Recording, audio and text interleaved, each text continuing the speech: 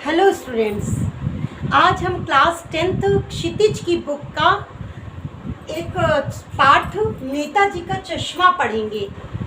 नेताजी का चश्मा पाठ के लेखक स्वयं प्रकाश जी हैं, जो एक आधुनिक कहानीकार हैं। इन्होंने इस कहानी के माध्यम से बताने का प्रयास किया है कि जो हमारे देशभक्त या हमारे देश के साधारण नागरिक जो देशभक्तों का आदर करते हैं, देशभक्ति की भावना रखते हैं, उनके लिए भी हमारे हृदय में सम्मान का भाव होना चाहिए और हर एक आम नागरिक के हृदय में अपने देश के लिए प्रेम और कर्तव्य की भावना निश्चित रूप से समाहित होनी चाहिए।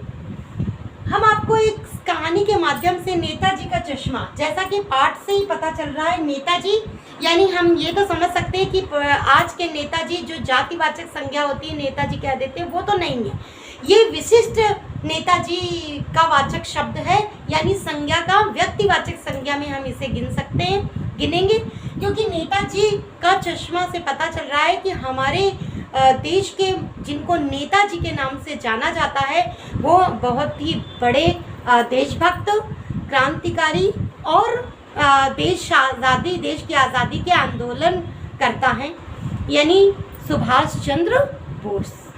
सुभाष चंद्र बोस जी की एक छोटा सा कस्बा है। इस तरह से हम आपको कहानी समझाते हैं कि मान लीजिए एक छोटा सा कस्बा है। इस कस्बे में एक नगर पालिका है। जो नगर पालिका का एक प्रशासनिक अधिकारी जो कि देशभक्ति की भावना से परिपूर्ण है, और वो अपने इस छोटे से कस्बे के चौराहे पर एक नेताजी की मूर्ति लगाना चाहता है। लेकिन बजट कम होने की वजह से, आनन फानन में और समय कम होने की वजह से वो उस कस्बे के एक प्राइमरी के मास्टर को वो मूर्ति बनाने का कार्यभार सौंप देता है। और अब क्या होता है, जल्दबाजी में बहुत कम समय होने की वजह से नेताजी की मूर्ति तो बनकर तैयार हो जाती है, जो बस्ट तक है, अर्थात बस्ट का मतलब कोट के दूसरे बटन तक, यानी कि सीने के हिस्से पर तक मूर्ति है, टोपी की नोक से लेकर बस्ट तक। इस प्रकार से मूर्ति तो लग जाती है चौराहे पर उसमें हालदार साहब हैं, कस्बे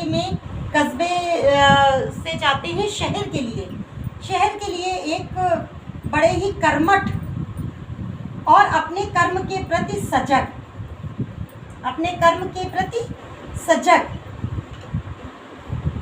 व्यक्ति हैं। कौन? हालदार साहब। ये हालदार साहब कस्बे से शहर की ओर एक काम के लिए जाते हैं, जहाँ पर चौराहे में नेताजी की मूर्ति लगी हुई है। उस मूर्ति में देखते ही उनको एक बात खटकती है कि मूर्ति तो पत्थर की है, संगमरमर की है, टोप की नोक से लेकर बस्ट के तक, यानी कि कोट के दूसरे बटन तक मूर्ति बहुत चकाचक सफ़ेद संगमरमर की बनी हुई है। लेकिन ये क्या, चश्मा तो रियल का है। उन्हें बड़ा आश्चर्य होता है, लेकिन वो एक बार तो निकल जाते हैं।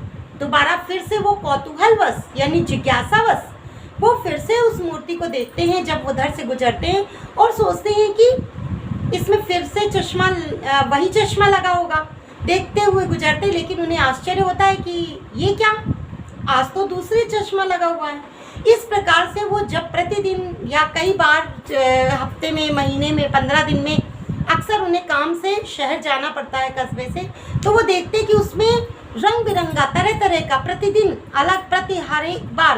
बार अलग अलग प्रकार का चश्मा लगा होता है। वो बड़े हैरान होते हैं। वही कस्बे की जहाँ ये पर चौराहे हैं, यहीं पर एक पान वाला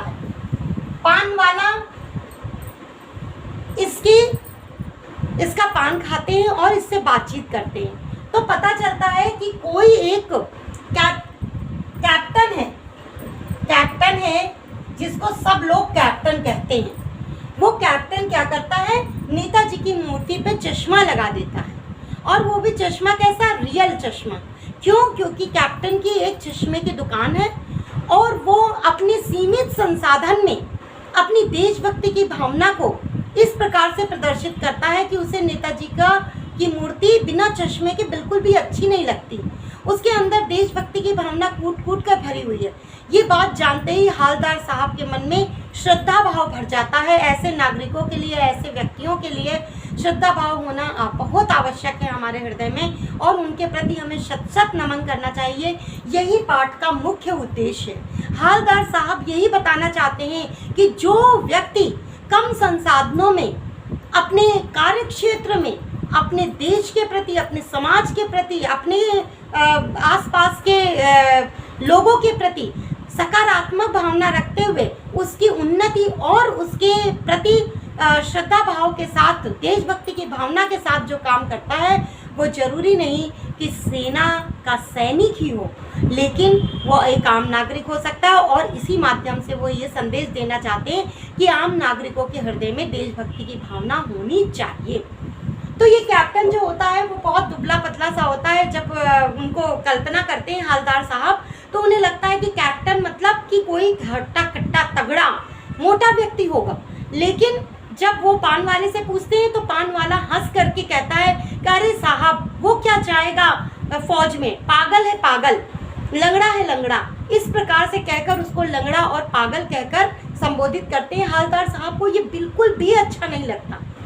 उन्हें लगता है कि हमारे देश के सैनिक, हमारे जो देशवासी हैं, हमारे कुछ ऐसे नागरिक हैं जो अपने देश के लिए अपनी जीवन तक को न्यौछावर कर देते हैं, लेकिन ऐसे लोगों का सम्मान करने की बजाय कुछ पान वाले जैसे लोग ऐसे होते हैं जो अपने देश के लिए बिकने के अवसर ढूंढते हैं, जो अपने देश के लोगों के सम्मान का भाव तो छोड़ो, उनके प्रति इस प्रकार का घृणा, नफरत और अश्रद्धा का भाव रखते हैं, इस तरह से असम्मान का भाव रखते हैं, उनका मजाक उड़ाते हैं, उनकी देशभक्ति का मजाक उड़ाते हैं। तो हमारे यहाँ देशभक्त पान वाले जैसे लोगों की कमी नहीं हमारे देश में। लेकिन हवलदार साहब सभी को ये बताना चाहते हैं कि कैप्टन जैसा होना चाहिए। और जब वो देखते हैं कि एक दिन कैप्टन मर गया तो उनके मन में निराशा छा जाती है कि अब तो मूर्ति पर चश्मा नहीं होगा, और वो पूरी तरह से सोचकर कस्बे से शहर के लिए निकलते हैं कि वो आज मूर्ति पर चश्मा नहीं होगा। लेकिन वो बड़े आश्चर्य से भर जाते हैं जब वो वहाँ पर कस्बे चौराहे पर आते आते देखते हैं, गाड़ी रोकने का आदेश देते हैं, और वो देखते हैं कि मूर्ति पर सरकंडे का चश्मा लगा हुआ है और वहीं पर कुछ बच्चे खेल रहे हैं। ये देशभक्ति की उम्मीद को जगाता है, हमारे आने वाली पीढ़ी के भविष्य के देशभक्ति की भावना को सजग करता है। और इस बात से हवलदार साहब के आंखों में आंसू आ जाते हैं, वो भावुक हो उठते हैं, और देशभक्ति की भावना का संदेश देना ही इस पाठ का मुख्य उद्देश्य है। वो यही चाहते हैं कि हर एक आम नागरिक, साधारण से साधारण नागरिक अपने देश के प्रति कार्य करे, अपने देश के प्रति भक्ति भावना से भरपूर हो। हाँ, जय हिंद।